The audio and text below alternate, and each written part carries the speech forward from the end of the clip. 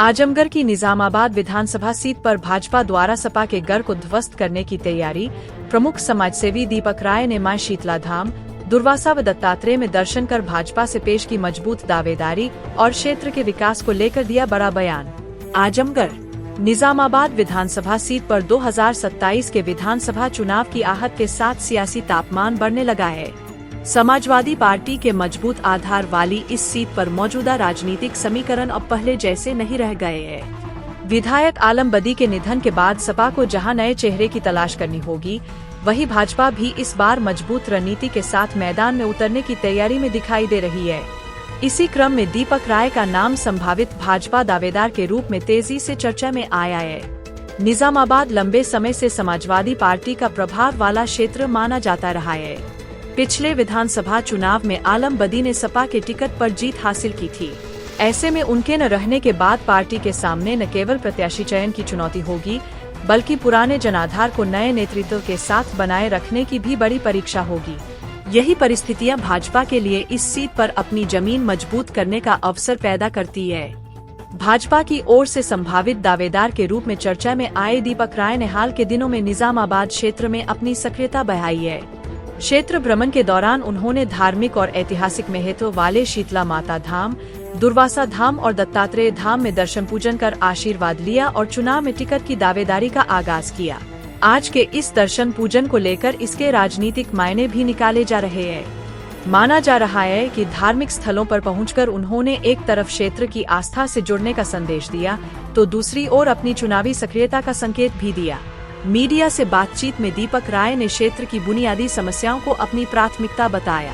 उन्होंने निजामाबाद लाहिरी हिटीह मार्ग और निजामाबाद अब्दुली मार्ग की जर्जर स्थिति को प्रमुख मुद्दा बताते हुए कहा कि इन सड़कों की समस्या का समाधान उनकी प्राथमिकताओं में सबसे ऊपर है। जल्द ही इसकी शुरुआत होगी।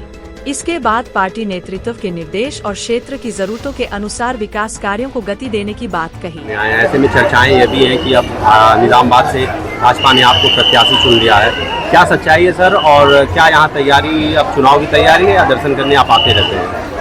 नहीं, भाजपा ने हमको प्रत्याशी अभी नहीं चुना है।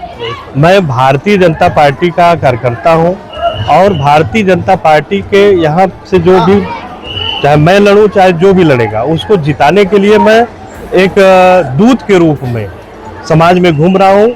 और उसी क्रम में आज मैं यहाँ की जो हमारी पवित्र पीठ है शक्तिदायी माँ शीतला का हमने दर्शन किया है, और दर्शन करने के बाद अभी अन्य जगहों पे भी दर्शन करना है।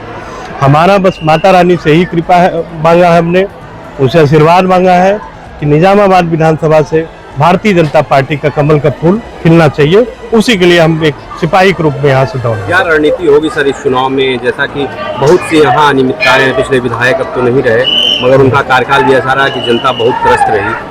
तो क्या आप चुनावी एजेंडा क्या होगा आपका या आपकी पार्टी का कि आपको वोट जनता करेगी? देखिए, हमारी पार्टी का एजेंडा बहुत क्लियर है। सबका साथ, सबका विकास, सबका विश्वास, क्लियर एजेंडा है। यहाँ पे 10 विधानसभा में समाजवादी पार्टी के विधायक हैं और हर जगह की स्थिति है कि ये लोग पूर्ण रूप से जो करप्शन का एक माध्यम होता है वो बना रखे हैं। विकास के नाम पे कुछ नहीं किए। जो उनकी निधियां हैं उसको कमीशन पे बांट रहे हैं बेटर, जिसकी मैं माननीय मुख्यमंत्री जी से निवेदन करके इसकी जांच करवाऊंगा। और हमारे माननीय मुख्यमंत्री जी आदरणीय योगी आदित्यनाथ जी लगातार आजमगढ़ ही नहीं पूरे प्रदेश में काम के लिए उनसे बेहतर कोई है नहीं। यहाँ जो भी अनियमितताएं हैं, हमारे यहाँ विधायक 5 बार 8 बार से जो भी रहे, आलम बदी साहब आज हम लोगों के बीच में नहीं है, लेकिन उनके द्वारा भी जो अधूरे कार्य हैं उसको भी मैं पूरा करने का काम करूंगा, जो समाज हित में हो, जनता के हित में हो। शीतला माता धाम पर आए हैं आप, और यहाँ क्या कुछ सुधार करने का अभी आप आए, तो क्या कुछ सुधार यहाँ करना चाहिए? नहीं, यहाँ तो बहुत सारा सुधार की जरूरत है। यहाँ पे हम आए हैं और हमारा सौभाग्य कि हम आए हैं और सुधार होगा। इसको लेके यहाँ पे जो भी कमियां हैं उसको लेके हर विभाग में मैं दौड़ूंगा, धोपूंगा। हमारे तमाम ऐसे बड़े नेता हैं जिले के आजमगढ़ के, जिनके यहाँ मैं जाऊंगा, अधिकारियों का जाऊंगा निश्चित रूप से। मुख्यमंत्री के साथ भी आपका उठना बैठना होता है, कई बार सोशल मीडिया पे देखा जाता है, उनके संज्ञान में भी इसको डालेंगे? नहीं, वो हमारे मुख्यमंत्री हैं, उठना बैठना तो नहीं कर सकते हैं। वो हमारे मुख्यमंत्री हैं, हमारे नेता हैं। हम लोग सदैव उनके यहाँ अपनी विनती, अपनी बात को लेके जाते आते रहते हैं। समाज सेवा के लिए जो भी जहाँ भी जाना होता है हम लोग जाते रहते हैं। दीपक भैया, यहाँ से आजमगढ़ जाने के लिए एक ही रास्ता है और वो 25 साल विधायक रहे, इसके बाद भी वो रास्ता बना जी। नहीं और बीजेपी भी 10 साल से है। आपका जी। क्या प्रयास रहेगा? यहाँ की जनता बहुत परेशान रहती है। वो रास्ता बहुत ही गंभीर विषय है और वो रास्ता मुझे लगता है कि बहुत कम समय में उसके लिए बड़ा अनाउंसमेंट होगा। चुनाव से पहले बहुत बड़ा अनाउंसमेंट होगा। और यहाँ मैं इस नियत से आया हूँ कि मुझे भी चुनाव लड़ना पड़ सकता है और मैं लड़ूं ना लड़ूं, कोई और भी लड़ेगा तो उसको भी जवाब देने के लिए होगा। यहाँ पे रास्ता तो वैसे भी यहाँ एक क्या गजब का बना है। रास्ता तो बहुत सारे बने, कुछ एक दो मुख्य मार्ग जो है प्रॉब्लम है, उसको हम लोग बनवाएंगे, जल्दी से जल्दी बनवाएंगे।